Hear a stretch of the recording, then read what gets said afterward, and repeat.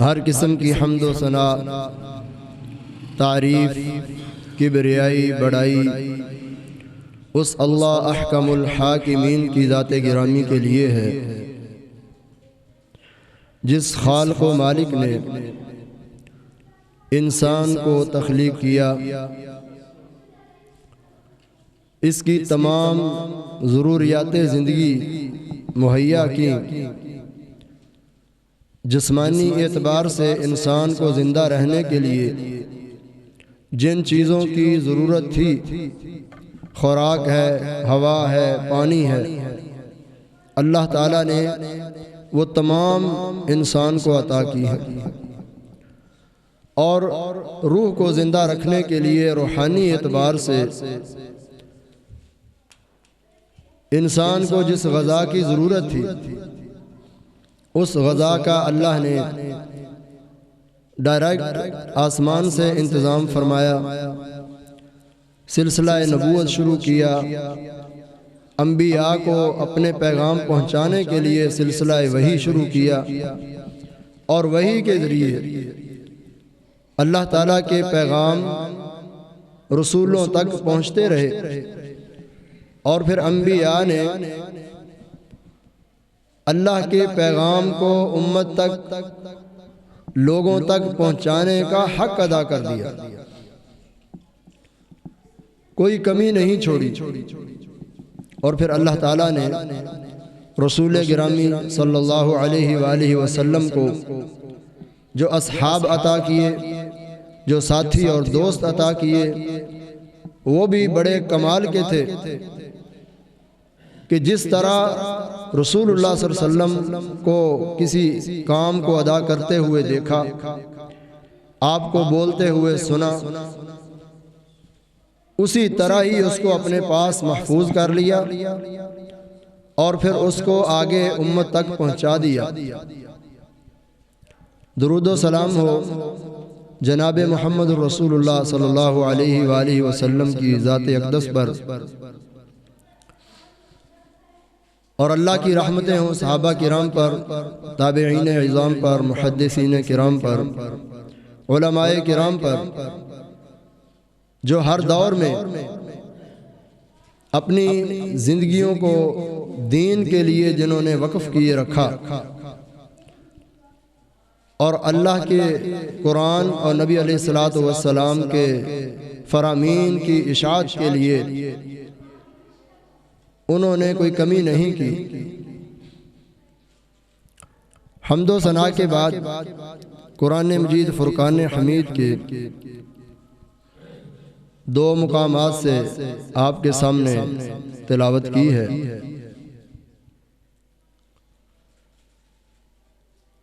رمضان کا مہینہ جاری و ساری ہے، اور بڑی ہی تیزی کے ساتھ گزر رہا ہے۔ آج جو ایمان والے ہیں، مسلمان ہیں، مومنین ہیں، انہوں نے رمضان کا چوتھا روزہ رکھا ہے، اور کل کی بات ہے کہ ہم باتیں کر رہے تھے کہ رمضان آنے والا ہے، اور آج 4 روزے گزر گئے، اور یہ بڑی ہی مقدس اور فضیلت والی گھڑیاں بہت جلدی گزر جاتی ہیں، جس طرح قرآن مجید میں فرمایا ایام معدودات، گنتی کے چند دن ہیں، اور ان سے اپنے آپ کو مستفید کرنا، ان گھڑیوں کو قیمتی بنانا، نبی علیہ السلام نے اپنے فرامین میں یہ باتیں واضح کی ہیں کہ وہ شخص محروم ہے جو اس کی خیر سے محروم ہو گیا، یعنی جو رمضان کے مہینے کو پائے، اس کی زندگی میں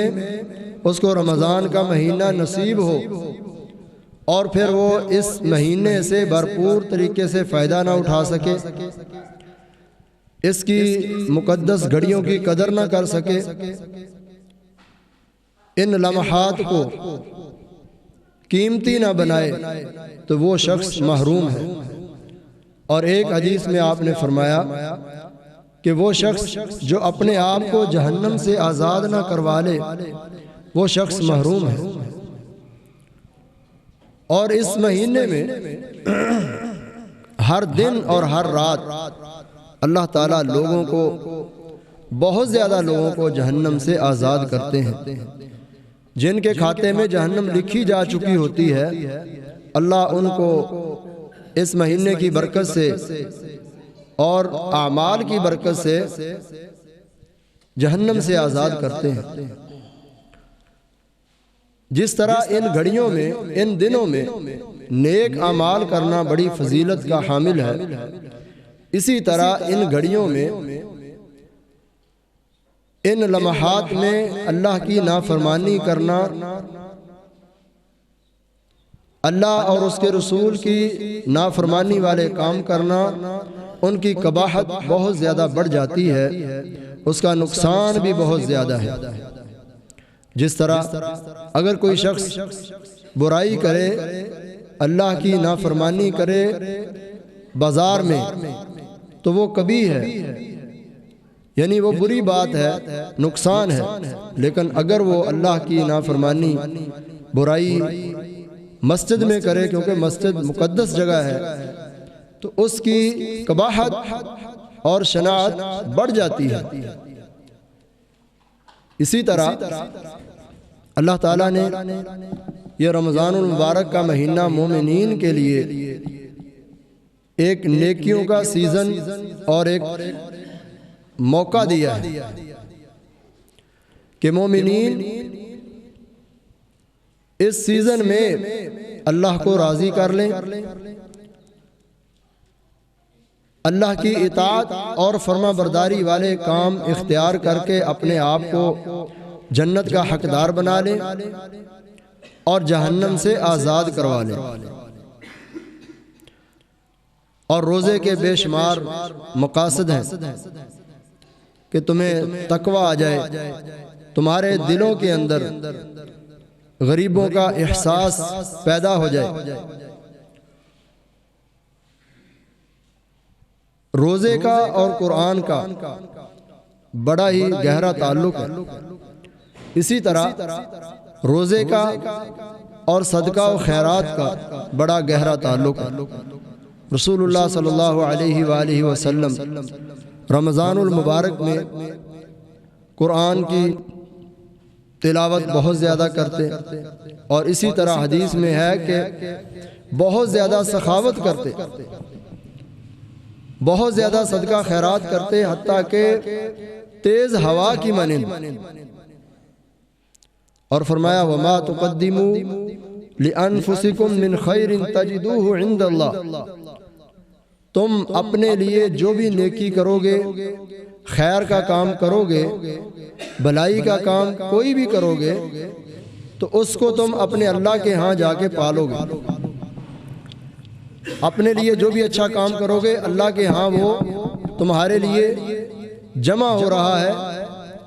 اور وہاں سے جا کے تمہیں مل جائے گا۔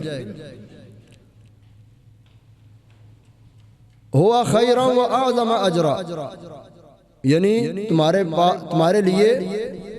اللہ کے ہاں بہت بڑا اجر ہوگا، بہت بڑا ثواب ہوگا۔ اور دوسرے مقام پہ فرمایا مثل الذین ينفقون اموالهم فی سبیل اللہ کمثل حبة انبتت 7 سنابل فی کل سنبلۃ 100 حبة واللہ یضاعف لمن یشاء واللہ واسع علیم۔ ان لوگوں کی مثال اللہ تعالیٰ اس طرح بیان فرماتے ہیں کہ جو اپنے مال کو اللہ کے راستے میں خرچ کرتے ہیں، اس طرح ہے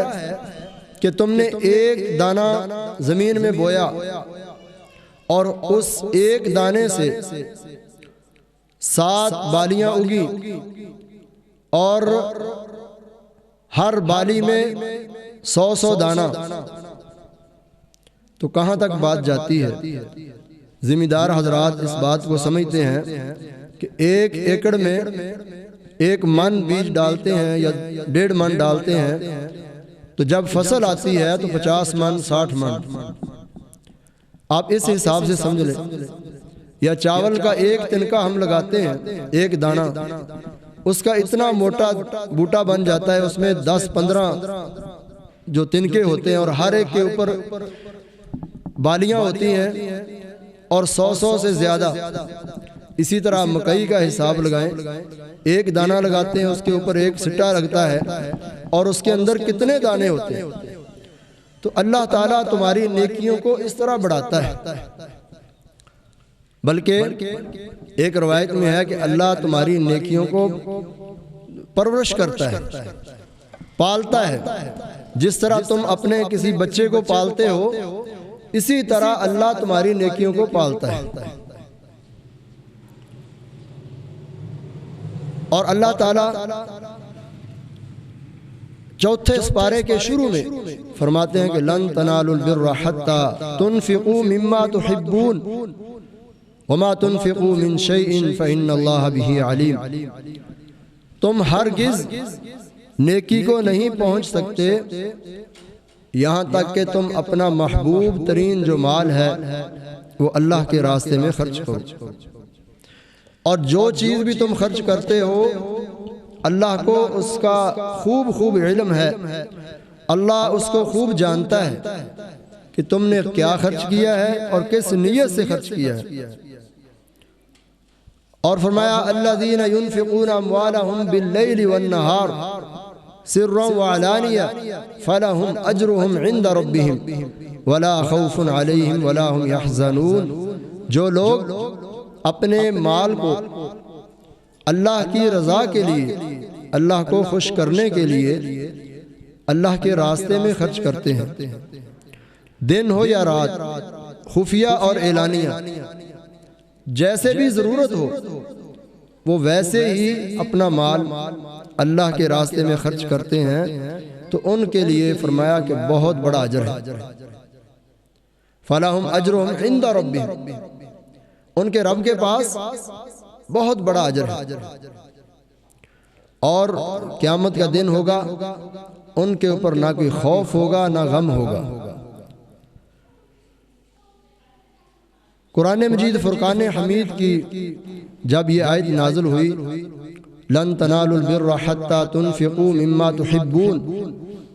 وما تنفقوا من شيء فإن الله به عليم، تم ہرگز نہیں نیکی کو پا سکتے یہاں تک کہ تم اپنا محبوب ترین مال اللہ کے راستے میں خرچ کرو۔ تو صحابہ کرام رضوان اللہ علیہم اجمعین عمل کے پیکر، جب بھی کوئی آیت نازل ہوتی، کوئی آپ کا فرمان جاری ہوتا تو فوراً ان کی کوشش ہوتی کہ اس کے اوپر عمل کر لیں۔ ابو طلحہ رضی اللہ تعالی عنہ انصار مدینہ میں سے تھے اور بڑے ہی مالدار تھے۔ جب یہ آیت نازل ہوئی تو شوق پیدا ہوا، ان کے پاس ایک باغ تھا اور بڑا ہی قیمتی باغ تھا اور بڑا محبوب ترین تھا، حتیٰ کہ رسول اللہ صلی اللہ علیہ وآلہ وسلم خود اس باغ میں تشریف لے جاتے اور اس کا ٹھنڈا پانی نوش کرتے، اس کی کھجوریں کھاتے۔ تو رسول اللہ صلی اللہ علیہ وآلہ وسلم کی خدمت میں حاضر ہوئے اور عرض کی کہ اللہ کے رسول، میں یہ باغ آپ کو ہبہ کرتا ہوں، آپ اس کو غریبوں میں بانٹ دیں، یہ میری محبوب ترین جائیداد ہے۔ تو رسول اللہ صلی اللہ علیہ وسلم بہت خوش ہوئے اور فرمایا بخین ذالک مال رابح، ذالک مال رابح، بہت خوب، یہ مال بہت ہی نفع بخش ہے، بڑا ہی پرافٹیبل ہے۔ اور پھر آپ صلی اللہ علیہ وآلہ وسلم نے فرمایا کہ آپ اس کو اپنے رشتہ داروں میں تقسیم کر دو، تو انہوں نے ایسے ہی کیا اور اس مال کو، اس باغ کو اپنے رشتہ داروں کے اندر، اپنے چچیرے بھائیوں کے اندر تقسیم کر دیا۔ صحابہ کرام رضوان اللہ علیہم اجمعین اس قدر، یعنی ہر وقت ان کی کوشش ہوتی کہ جو بھی آیت نازل ہو، جو بھی آپ علیہ الصلوۃ والسلام کا فرمان جاری ہو، ہم اس پہ عمل پیرا ہو جائیں۔ اور پھر یہ دیکھیں اللہ کی کس قدر بڑی عنایت ہے انسان کے اوپر کہ یہ جو ہمیں اللہ نے مال دیا ہے یہ ہمارا نہیں ہے، یہ اللہ کا دیا ہوا ہے، اور اللہ خود دے کے لوگوں کو یہ کہہ رہا ہے کہ تم اس سے خرچ کرو، خرچ ہم کریں گے اور فائدہ ہم اس سے اٹھائیں گے، تو ثواب اللہ ہمیں دے گا۔ الذین یقیمون الصلاۃ ومما رزقناہم ينفقون، ہم نے جو ان کو دیا ہے اس سے وہ خرچ کرتے ہیں، ہمارا اپنا تو کچھ بھی نہیں ہے۔ اور پھر ایک مقام پہ تو اللہ نے فرمایا ان تقرضوا اللہ قرضا حسنا یضاعفہ لکم ویغفر لکم واللہ شکور حلیم، اگر تم اللہ کو قرض دو تو وہ تمہیں اس سے کئی گنا بڑھا کے دے گا اور تمہارے گناہ بھی معاف کر دے گا، اور وہ بڑا ہی قدردان ہے، بڑا ہی حلم اور بردباری والا ہے۔ اب یہ مال اللہ کا دیا ہوا ہے، انسان کو اللہ نے عطا کیا ہے، اور پھر اس کے راستے میں خرچ کرنا یا اس کو دوبارہ دینا، اللہ اس کو قرض کہہ رہا ہے۔ یہ اس مالک کی انسان کے ساتھ بڑی ہی محبت اور شفقت اور کرم والا معاملہ ہے کہ اگر کسی نے کوئی چیز دی ہو اس کو دوبارہ ہم واپس کر دیں تو وہ مالک دینے والا خود کہہ رہا ہے کہ یہ تمہارا قرض ہے۔ کتنی بڑی بات ہے کہ وہ اس کو قرض کہہ رہا ہے۔ اور من ذا الذی یقرض اللہ قرضا حسنا فیضاعفہ لہ اضعافا کثیرا، کون ہے جو اللہ کو قرض دے اور پھر اللہ اس کو کئی گنا بڑھا کے تمہیں واپس کرے گا، اور پھر صدقہ جو ہے مال کو کم نہیں کرتا۔ بلکہ ابو ہریرہ رضی اللہ تعالیٰ عنہ بیان فرماتے ہیں کہ رسول اللہ صلی اللہ علیہ وآلہ وسلم نے فرمایا ما من یوم یصبح العباد فیہ الا ملکان ینزلان یقول احدہما اللہم اعط منفقا خلفا ویقول الآخر اللہم اعط ممسکا تلفا، کہ آپ علیہ السلام نے فرمایا کہ ہر روز جب لوگ صبح کرتے ہیں تو اللہ کے دو فرشتے زمین پہ اترتے ہیں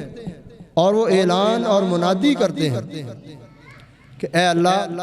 جو تیرے راستے میں خرچ کرنے والا ہے، تیرے راستے میں دینے والا ہے، اس کو اور عطا کر۔ اور دوسرا یہ اعلان کرتا ہے کہ اے اللہ، جو روکنے والا ہے، تیرے راستے میں نہیں دیتا، بخل کرتا ہے، کنجوسی کرتا ہے، اس کے مال کو تلف کر دے، ہلاک کر دے۔ اللہم آتی ممسکن تلفا، کہ جو مال کو روک کے رکھتا ہے، تیرے راستے میں نہیں دیتا، اس کے مال کو تلف کر دے۔ اور جو منفقن، جو تیرے راستے میں دیتا ہے، اس کو خلفا اور عطا کر۔ یہ اللہ کی اپنے بندے کے ساتھ کس قدر محبت ہے۔ اور فرمایا کہ عام طور پہ جو حسد ہے یہ جائز نہیں ہے، لیکن دو چیزوں میں حسد کو جائز قرار دیا گیا ہے، جسے رشک کہا جاتا ہے۔ لا حسد الا فی اثنتین، رجل آتاہ اللہ القرآن فہو یقوم بہ آناء اللیل و آناء النہار، کہ حسد جائز نہیں ہے، لیکن دو چیزوں میں جائز ہے، جس کو رشک کہا گیا ہے کہ ایک تو وہ آدمی جس کو اللہ تعالیٰ نے قرآن مجید فرقان حمید کی دولت سے نوازا ہے، اور وہ دن رات قرآن کی تلاوت کرتا ہے، اور اس کو کھڑے ہو کے بیٹھ کے قرآن کی تلاوت کرتا ہے۔ اور اسی طرح رجل آتاہ اللہ مالا فہو ينفق به آناء اللیل و آناء النہار، دوسرا شخص وہ ہے کہ جس کو اللہ تعالیٰ نے مال و دولت سے نوازا ہے، اور وہ دن رات اس مال کو اللہ کے راستے میں خرچ کرتا ہے۔ ان دو صورتوں میں اور ان دو لوگوں کے ساتھ یہ رشک اور حسد جائز ہے۔ اور اسی طرح فرمایا اللہ عز و جل خود فرماتے ہیں یا ابن آدم انفق علیک، اے آدم کے بیٹے تو خرچ کر، تیرے اوپر خرچ کیا جائے گا۔ وما انفقتم من شیء فهو یخلف، تم جو چیز بھی اللہ کے راستے میں خرچ کرو گے اس کے بدلے میں تمہیں اس سے بہتر ملے گا، اور یہ بڑی ہی بہترین تجارت ہے، ایسی تجارت کہ جس کے اندر کوئی گھاٹا اور نقصان نہیں ہے۔ ان الذين يتلون كتاب الله واقاموا الصلاه واتوا الزكاه وانفقوا مما رزقناهم سرا وعلانية يرجون تجارة لن تبور، جو لوگ اللہ کا قرآن، اللہ کی کتاب کی تلاوت کرتے ہیں اور نمازیں ادا کرتے ہیں، اور پھر انفقوا مما رزقناهم، ہم نے جو ان کو دیا ہے اس میں سے وہ اللہ کے راستے میں خرچ کرتے ہیں، سری طور پہ بھی، پوشیدہ طور پہ بھی، اور اعلانیہ طور پہ بھی۔ اور ان کی نیت کیا ہے؟ اللہ ہم سے راضی ہو جائے، اللہ سے وہ خیر کی امید رکھتے ہیں۔ تو یہ ایسی تجارت ہے، ایسا بزنس اور کاروبار ہے کہ جس کو کوئی گھاٹا، جس کے اندر کوئی کمی اور نقصان نہیں ہے۔ اور اسی طرح فرشتے اس شخص کی آبیاری کرتے ہیں۔ ابو ہریرہ رضی اللہ تعالیٰ عنہ بیان فرماتے ہیں کہ رسول اللہ صلی اللہ علیہ وآلہ وسلم نے فرمایا ایک شخص کسی صحرا میں جا رہا تھا، خالی صحرا میں جا رہا ہے، اور اس نے بادلوں سے ایک آواز سنی، اس کے حدیقہ فلاں، کہ جاؤ فلاں کے باغ کو پانی پلاؤ۔ اب وہ بندہ بڑا حیران ہوا کہ اچانک بادل اٹھے اور کسی پہاڑی پہ جا کے بارش برسی، اور پھر وہ پانی اکٹھا ہو کے نالیوں کے ذریعے کسی باغ کی طرف چل دیا۔ اور اس بندے کو بڑا تجسس ہوا، بڑا شوق ہوا کہ وہ کون شخص ہے کہ جس کے بارے میں آسمان سے آواز آئی ہے کہ اس کے باغ کو جا کے پانی پلاؤ۔ جدھر بادل گئے تھے، جہاں پہ بادل برسے تھے جن پہاڑیوں پہ، اس طرف چلا گیا، اور دیکھتا کیا ہے کہ پہاڑیوں پہ جب بارش ہوئی ہے تو پانی مختلف جگہوں سے اکٹھا ہو کے نالی کے اندر چلا گیا، اور وہ نالی کسی باغ کے اندر جا رہی ہے۔ تو اس کے پیچھے پیچھے چل دیا۔ جب باغ کے اندر گیا، ایک شخص کو دیکھا، اس کے ہاتھ میں بیلچہ ہے اور وہ پانی کے لیے راستے بنا رہا ہے۔ تو اس کو سلام کیا اور اس سے پوچھا کہ آپ کا نام کیا ہے؟ اس نے بتایا کہ فلاں نام ہے، اور پھر اس کے سامنے بات رکھی کہ میں نے اس طرح آپ کا نام سنا ہے، اور اسی طرح آسمان سے یہ آواز آئی ہے، بادل برسا ہے، پانی آپ کے باغ کی طرف آیا ہے۔ تو اس سارے معاملے کا یعنی حقیقت کیا ہے؟ تو اس نے کہا کہ اگر آپ نے پوچھ لیا ہے تو میں آپ کو اس کی حقیقت بتاتا ہوں۔ اصل میں میرا یہ باغ ہے، اور اس کی جتنی پیداوار ہوتی ہے میں اس کے 3 حصے کرتا ہوں۔ ایک حصہ جو ہے وہ اللہ کے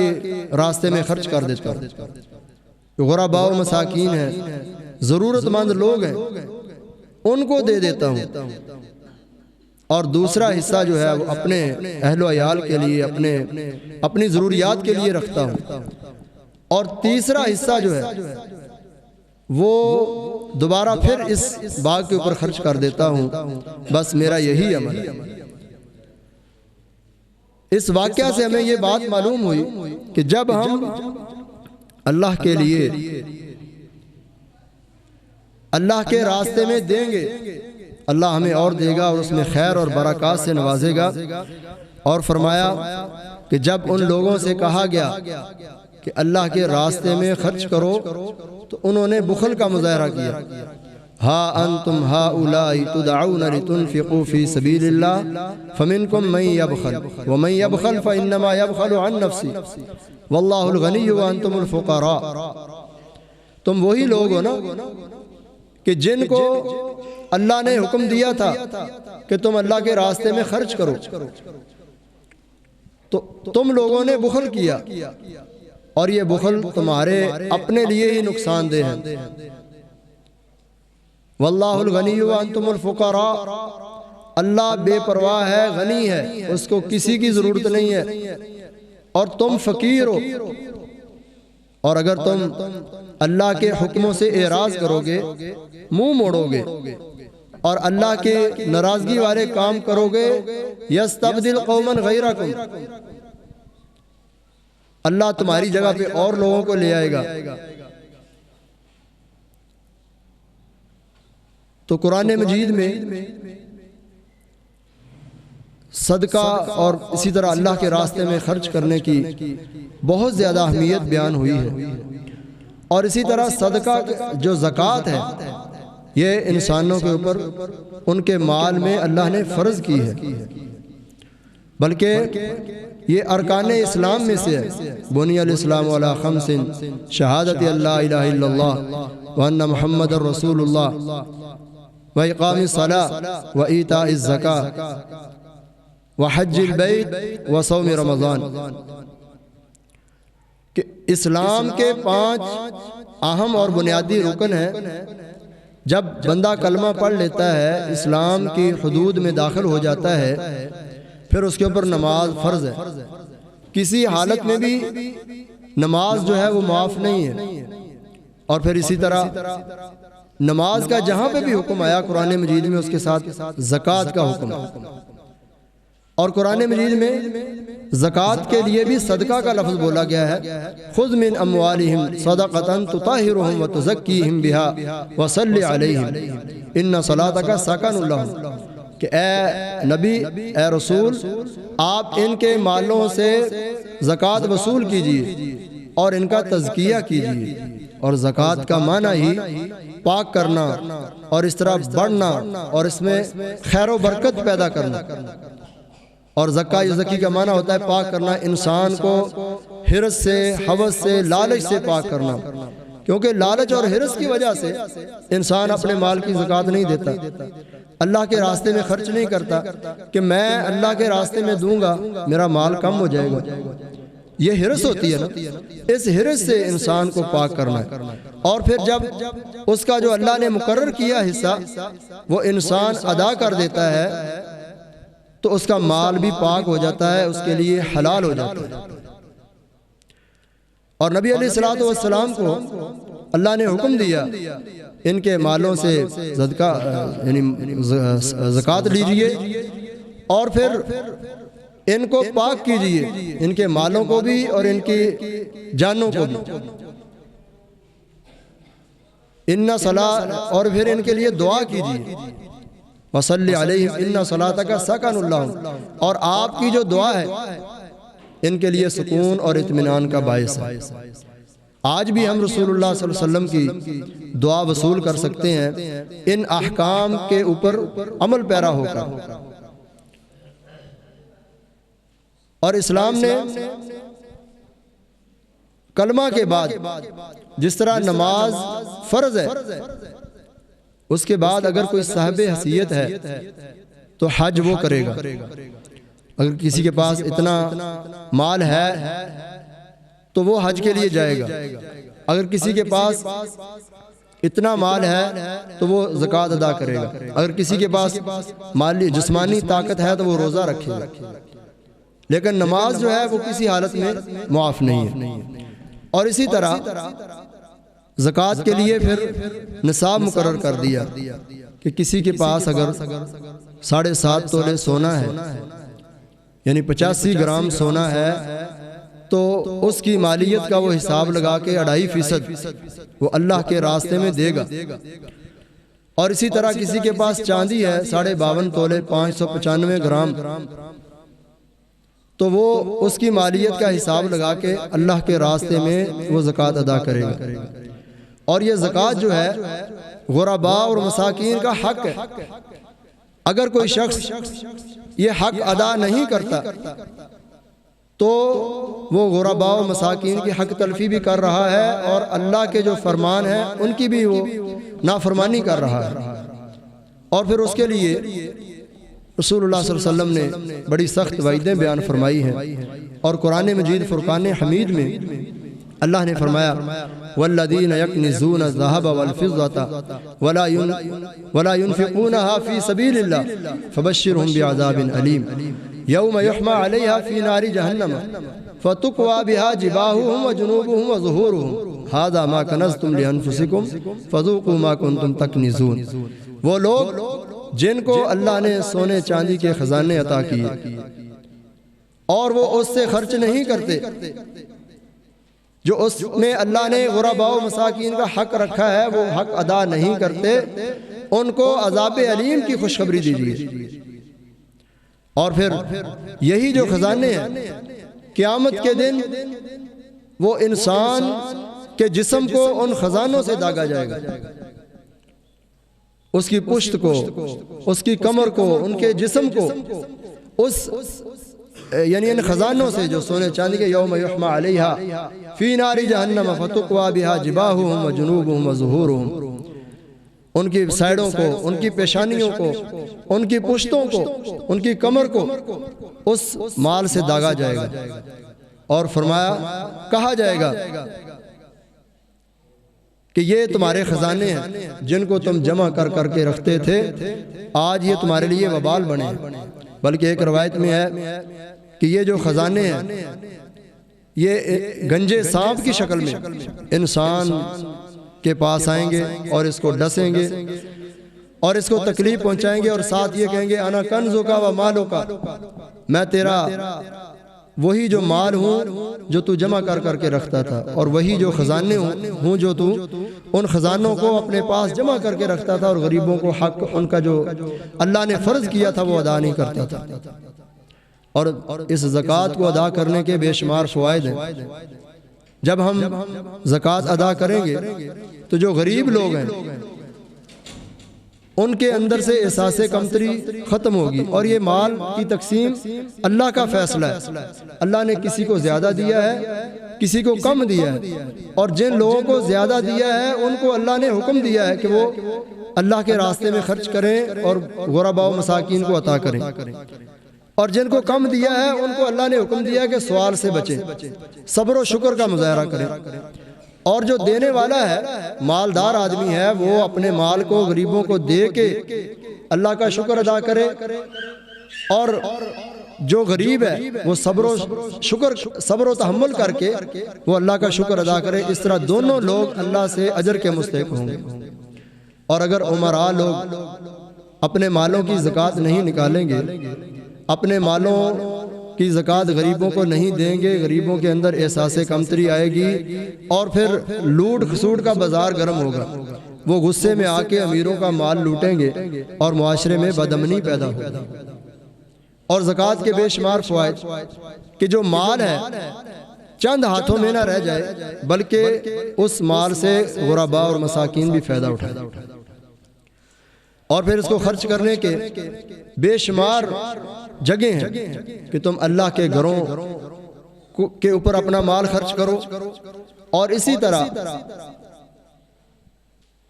علم کی نشر و اشاعت کے لیے اپنا مال خرچ کرو، یتیموں کی کفالت کے لیے۔ اور نبی علیہ الصلوۃ والسلام نے فرمایا انا وکافل الیتیم، اپنی انگلیوں سے اشارہ کیا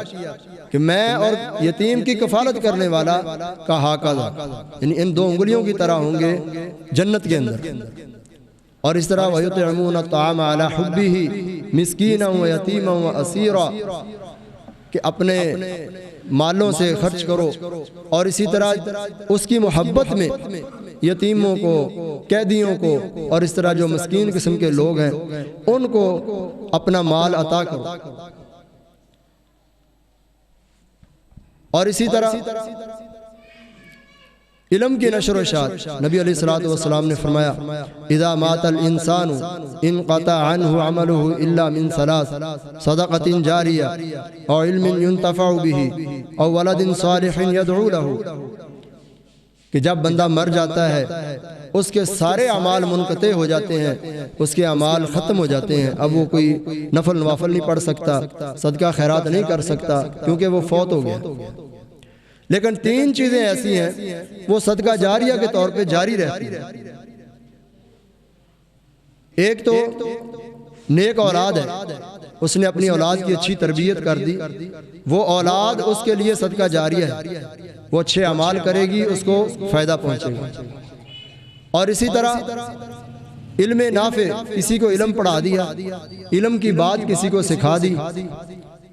تو وہ لوگ اس سے فائدہ اٹھائیں گے، آگے پڑھیں گے، آگے پڑھائیں گے، وہ اس کے لیے ثواب کا باعث ہے۔ اور اسی طرح کوئی الا من صدقۃ جاریہ او علم ينتفع به او ولد صالح يدعو له،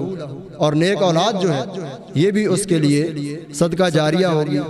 اور اسی طرح اس نے کوئی نیکی کا کام اپنی زندگی میں کر دیا، کوئی مسجد بنا دی، یا کوئی اور ایسا کسی کو پڑھا دیا، یا کوئی کتاب کسی کو خرید کے دے دی، یا اسی طرح کہیں پانی کا انتظام کر دیا، تو یہ ساری چیزیں صدقہ جاریہ میں آتی ہیں اور یہ اس کے لیے خیر کا باعث ہوں گی۔ اور اسی طرح اسلام نے اس چیز کی بہت ہی مذمت کی ہے کہ تم کسی کو دے کے اس کے اوپر احسان نہ جتلانا۔ یا ایھا الذین آمنوا لا تبطلوا صدقاتکم بالمن والاذى کالذی ينفق مالہ رئاء الناس ولا یؤمن باللہ والیوم الآخر۔ اے لوگو، اے ایمان والو، اپنے اعمال کو، اپنے صدقات کو احسان جتلا کے ضائع نہ کر لینا، یا اسی طرح لوگوں کو دکھلا کے ریاکاری کے لیے یہ کام کر کے اپنے اعمال کو، اپنے صدقات کو برباد نہ کر لینا۔ یہ وہ شخص ایسا ہی ہے جیسے اس کا آخرت پہ اور اللہ پہ ایمان ہی نہیں ہے، یعنی وہ لوگوں سے ہی داد وصول کرنا چاہتا ہے، اللہ سے اس کو کوئی امید نہیں ہے۔ حالانکہ جو دیا ہوا ہے یہ اللہ کا ہی دیا ہوا ہے، اور اللہ خود کہہ رہا ہے کہ جو میں نے تم کو دیا ہے اس سے خرچ کرو، اور اللہ کے دیے ہوئے سے وہ خود یہ بات کہہ کے انسانوں سے خرچ کروا کے ان کو پھر اجر دیتا ہے، اور ان کو ڈبل ڈبل اجر دیتا ہے، بلکہ ایک ایک نیکی کو اللہ 700 تک اور 700 سے بھی کہیں زیادہ، جتنا انسان کے اندر اخلاص ہوگا اسی کے مطابق اللہ اس کی نیکی کو بڑھاتا ہے۔ تو دعا ہے کہ اللہ ہمیں نیک کاموں میں بڑھ چڑھ کر حصہ لینے کی بہت زیادہ توفیق عطا فرمائے، اور جو معاشرے کے اندر بے شمار قباحتیں ہیں کہ اپنی نیکیوں کی تشہیر، تھوڑا سا کسی کو دے دیا تو پھر اس پہ سوشل میڈیا پہ تشہیر، یا اسی طرح اپنے مالوں کی زکوٰۃ نہ دینا، یہ بہت بڑی قباحت ہے، اور اللہ اس بات سے بہت ناراض ہوتے ہیں۔ تو جو فرض ہوتی ہے جس کے اوپر زکوٰۃ، اپنی فصلوں کے اوپر، یا اسی طرح تجارت کرتے ہیں، کاروبار کرتے ہیں اس کے اوپر، یا اسی طرح سونا چاندی ہے یا روپے پیسے ہیں، اگر کسی کے پاس وہ موجود ہیں، اس کے اوپر سال گزر گیا ہے تو اس حق کو ضرور ادا کریں۔ دعا ہے کہ اللہ ہمیں عمل کی توفیق عطا فرمائے۔ وما علیہ الا البلاغ۔